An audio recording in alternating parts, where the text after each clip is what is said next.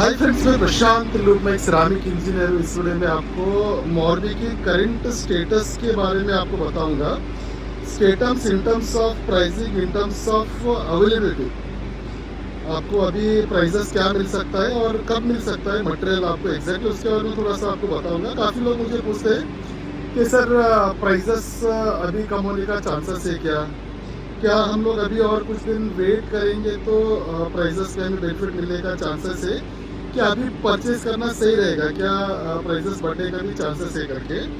देखिए, मैं अभी आपको प्राइसेस का अगर स्टेटस बताऊंगा तो आपको 1 जून से प्राइसेस सभी कंपनी का 10% से लेकर 20% बढ़ने का 100% चांसेस है। ऑलरेडी पेपर्स में भी पब्लिश हो चुका है।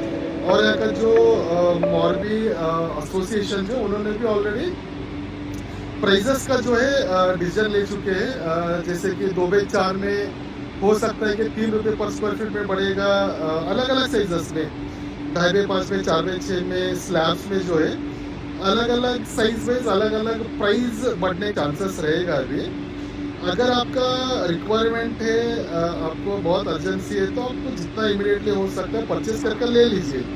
क्योंकि जैसा आप भी देख सकते हो, अभी मॉर्बी में बहुत ज़्यादा इंस्टेबिलिटी है प्राइसेस को लेके। देखिए, अभी जो गैस का जो सप्लाई था अभी उतना अभी भी फुल फ्लेज में आ नहीं रहा है, जिसकी वजह से प्रोडक्शन का जो कैपेसिटी है उसको हाफ किया गया। डीजल का पेट्रोल का प्राइसेस भी काफ़ी बढ़ रहा है। ऑब्वियस बात है कि अगर डीजल का, गैस का, अगर पेट्रोल का प्राइसेस बढ़ता है तो ऑब्वियस बात है कि आपको ट्रांसपोर्ट में भी आपको प्राइसेस बढ़ेगा। तो रॉ मटेरियल का जो भी ट्रांसपोर्ट के थ्रू मटेरियल आता है, सबका रेट आपको बढ़ने से चांसेस रहेगा, उसमें कोई डाउट ही नहीं है।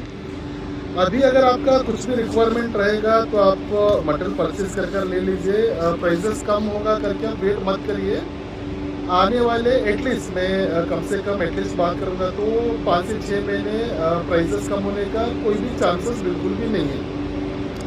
अभी मैं आपको थोड़ा सा बैकग्राउंड में मैं दिखाऊंगा। अभी आप प्लांट में देखोगे, आपको स्टॉक तक नहीं दिखेगा ज़्यादा। एक समय में अगर मैं बताऊंगा तो एक फैक्ट्री में कम से कम 7 से 8 लाख बॉक्सेस का जहाँ पर स्टॉक मिलता था, आज के डेट में मुश्किल से आपको 1 लाख बॉक्सेस का भी आपको स्टॉक मिलना बहुत ही मुश्किल है। क्योंकि 2 महीने पहले इससे प्रोडक्शन सब बंद हो चुका था। तो 2 महीने पहले जब लोगों को पता चल गया था कि फैक्ट्री सभी शट डाउन होने वाला है, तो जितने भी फैक्ट्री में स्टॉक था, वो भले स्लो मूविंग आइटम बोलिए, डेड स्टॉक बोलिए, जो 6 महीने तक जो डिज़ाइन बिक नहीं रहा था, वो भी डिज़ाइन सब बिक चुका है। पूरा कंप्लीटली स्टॉक पूरा क्लियर हो चुका था।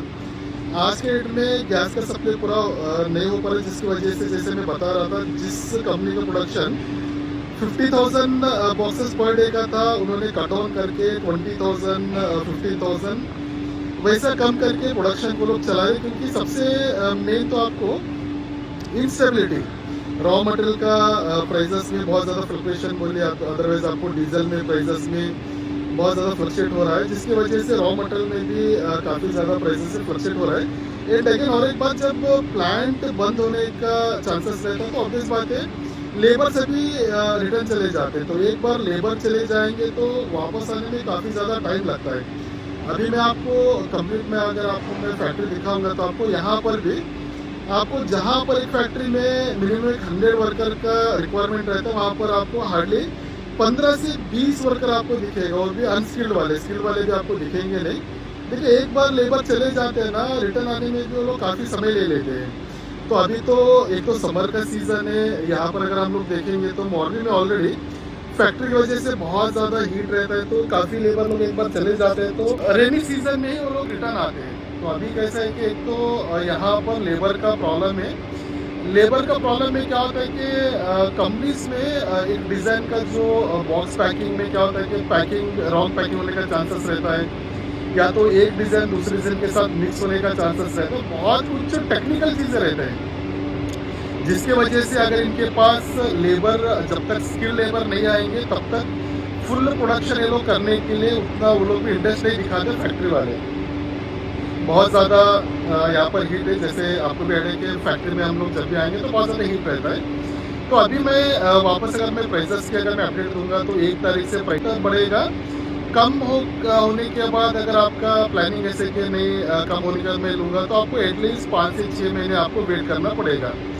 कोई पॉसिबिलिटी नहीं है कि आपको 4 से 5 महीने से पहले कम होने का। तो अगर आपका रिक्वायरमेंट है तो आप मटेरियल को परचेज़ करके आपका प्रोजेक्ट रहने दीजिए, या तो ऑर्डर कर लीजिए, आप लेकर ख़त्म करिए। क्योंकि देखिए प्राइसेस आज के दिन में डीज़ल का जो है इतना ही फिक्स है, कोई गारंटी नहीं है। अभी 2 दिन के बाद, महीने भर के बाद और कितना बढ़ेगा कोई गारंटी नहीं है।